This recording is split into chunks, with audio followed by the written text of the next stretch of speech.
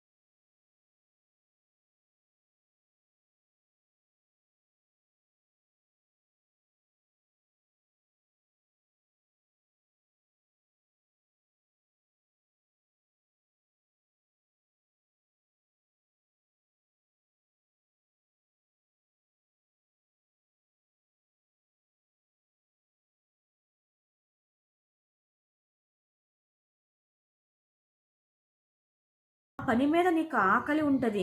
ఆ పని మీద నీకు నీ ఆకలి మొత్తం మర్చిపోతావు. ఒక రకంగా చెప్పాలంటే, ఒక రకంగా కొన్నిసార్లు అయితే తిండి తిప్పలు కూడా మానేసి ఉంటావు. కొన్నిసార్లు దేవా నీ బలం మాకు కనపరచమని ఎంతగానో దేవుని ప్రాధేయపడిన స్థితిలో నీవు ఉంటావు. కానీ దేవుడు అంటున్నాడు, నేను చూసి ఉన్నాను, నేను నిన్ను ఎరిగి ఉన్నాను, నేను నిన్ను కాచుకొని ఉండే దేవుడిని అని అంటున్నాడు. నేను నీ యొక్క ఆశలు తీర్చడానికి నేను ఉన్నాను, నీ ఆకలిని తీర్చి నీ ప్రాణాన్ని మేలుతో నింపే దేవుడిని నేను ఉన్నాను కదా అంటున్నాడు దేవుడు. ఆయన మన ప్రాణాన్ని ఎలా నింపుతాడంటండి? మేలుతో నింపుతాడు. ఆయన నీకు రాబోయే ప్రతి కీడును, ప్రతి చెడు ఉద్దేశాలను, ప్రతి చెడు వ్యసనాలను ఆయన నీ నుంచి దూరపరిచే దేవుడు. ఆయన నిన్ను మేలుతో నింపే దేవుణ్ణి అని అంటున్నాడు.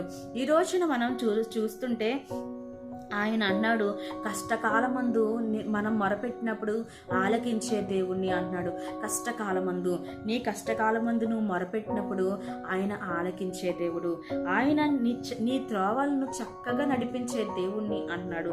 అయితే ఎప్పుడు దేవుడు అంటున్నాడు, అరణ్యమందలి ఎడారి త్రోవలి అందలి తిరుగులాడుచున్నప్పుడు నివాసపురమేది వారికి దొరకలేకపోయిను. ఆకలి దప్పుల చేత వారి ప్రాణము వారిలో సొమ్మసిల్లెను. వారు కష్టకాలమందు యెహోవాకు మొరపెట్టిరి, ఆయన వారి ఆపదల్లో నుండి వారిని విడిపించెను. దేవుడు అంటున్నాడు, ఆయన వారిని ప్రతి బాధ నుంచి వారిని విడిపించాను అన్నాడు. ప్రతి కష్టం నుంచి, ఆపద్దినముల నుంచి ఆయన వారిని విడిపించాడు. ఇదిగో నరమాత్రులకు మీరు ఎలా భయపడదురు అని అంటున్నాడు దేవుడు. నాకు భయపడండి, నన్ను దృష్టించుకోండి, మీ దృష్టిని నాపై పెట్టండి అంటున్నాడు దేవుడు. ఈరోజు మన దృష్టిని మనం ఆయన యందు పెట్టగలిగితే, కేవలం దేవుని యందు మనం దృష్టిని పెట్టగలిగితే, దేవుడు అంటున్నాడు ఎంతగానో ఆయన ఎలయనగా యెహోవా యాకోబునందు జాలిపడును, ఇంకను ఇశ్రాయేలుని ఏర్పరచుకొనును అని దేవుడు అంటున్నాడు. ఎంతగానో ఆయన జాలిపడే దేవుడు అంట. యెషయా గ్రంథం 14వ అధ్యాయం మొదటి వచనంలో చూసినట్లయితే మనం ఆయన బాధ ప్రయాసమును నీ బాధను, నీ ప్రయాసమును, నీ చేత చేయించబడిన కఠిన ద్రాస్యమును కొట్టివేసి యెహోవా నిన్ను విశ్రమించజేయు దినమున నీవు బబులోను రాజును గూర్చి అపహాస్యపు గీతం ఎత్తి ఇలాగున పాడుదు అన్నాడు దేవుడు. ఎప్పుడైతే నిన్ను బాధించిన వారు, ఎప్పుడైతే నిన్ను బంధించిన వారు, బంధించిన శ్రమలు, బంధించిన బాధలు ఉన్నాయో, దేవుడు అంటున్నాడు, నీవు ఒకనొక రోజున విడిపించే స్థితి వస్తుంది. ఆ స్థితిలో నీ ప్రయాసము ఎంతగానో కఠిన దాస్యము చేత ప్రయాసపడి ఉన్నామో, ఒకవేళ నీ బాధలు నిన్ను దాస్యంలోకి నెట్టివేసి ఉన్నాయేమో, దేవుడి నుంచి ఇంకా నాకే పరిస్థితి మంచిగా లేదనే ఒక బాధలోకి నువ్వు వెళ్ళిపోయామో, కానీ దేవుడి నిరీక్షణ ఏంటిదంటే, దేవుడు అంటున్నాడు ఆయన మన కుటుంబాన్ని హత్తుకునే దేవుడు అంట. యాకోబును హత్తుకున్న దేవుడు ఆయన మన కుటుంబాన్ని కూడా, యాకోబు యొక్క కుటుంబాన్ని హత్తుకోవాలనుకున్న దేవుడు. ఆయన నివాసపురము, ఆయన ఒక నివాసపురం మనకి, ఆయన చక్కని త్రోవ మనకి ఏర్పరిచే దేవుడు, ఆయన ఇశ్రాయేలుని ఏర్పరచుకున్న దేవుడు, ఆయన మనతో ఉండే దేవుడు అని అంటున్నాడు దేవుడు. నేను భయపడక ఆయన నమ్ముకొని ఉన్నాను అని ఇక్కడ భక్తుడు అంటున్నాడు. ఇదిగో నా రక్షణకు కారణభూతుడవగు దేవుడు యెహోవాయే నాకు బలము, ఆయనే నా కీర్తనాస్పదము, ఆయన నాకు రక్షణ దుర్గమాయను, రక్షణకారమాయను అని ఇక్కడ వాక్యం మనం చూస్తూ ఉంటాం. యెషయా గ్రంథం 12వ అధ్యాయంలో మనం 4వ వచనంలో చూస్తూ ఉంటాం.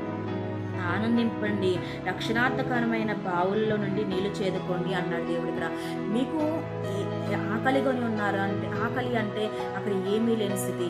ఇక్కడ మనం ఇందాక చూసాం కదండి, 107వ అధ్యాయంలో మనం చూసినట్లయితే ఆకలి అనే మాటను మనం చూస్తాం, ఆకలి కొనిన ప్రాణం అని చూస్తాం. ఇక్కడ ఆకలి కొనిన ప్రాణం అంటే ఇక్కడ ఇంకొక మాట మనం చూసి ఉన్నాం. అవును, దేవుడు అంటున్నాడు, నీవు ఆనందింపబడి రక్షణాధారకమైన బావుల్లో నుండి నీళ్లు చేదుకోండి అన్నాడు. ఒకవేళ నీకు రక్షణ లేదేమో, ఒకవేళ నీ రక్షణాధారమైన బావుల్లో ఒక నీళ్లు చేదుకోలేని స్థితిలో మనం ఉన్నామో, కానీ దేవుడు అంటున్నాడు, ఆయన నిన్ను కనికరిస్తే, ఆయన దయారసం నీపై చూపిస్తే, ఆయన దయారసం కొరకు నువ్వు కనిపెట్టుకోగలిగితే, కటాక్షం కొరకు కనిపెట్టుకోగలిగితే, దేవుడు అన్నాడు నిన్ను ఖచ్చితంగా ఏమాత్రం భయపడలేని స్థితిలో ఆయన నిన్ను ఉంచుతానన్నాడు.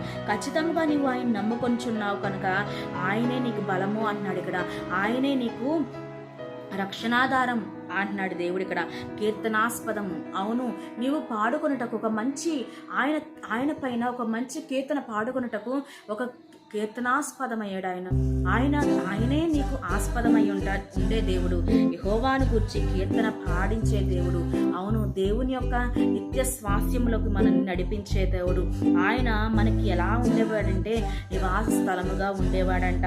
ఆయన మనకి ఎలా ఉండేవాడంటే ఆయన మన ప్రతి విషయంలోనూ ఎంతగానో శ్రద్ధ తీసుకునే దేవుణ్ణి అంటున్నాడు.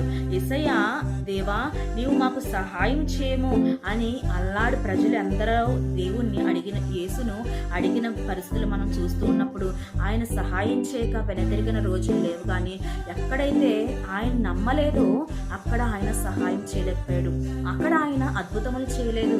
ఎందుకంటే వాళ్ళు అద్భుతములు చూడాలని ఆశపడలేదు.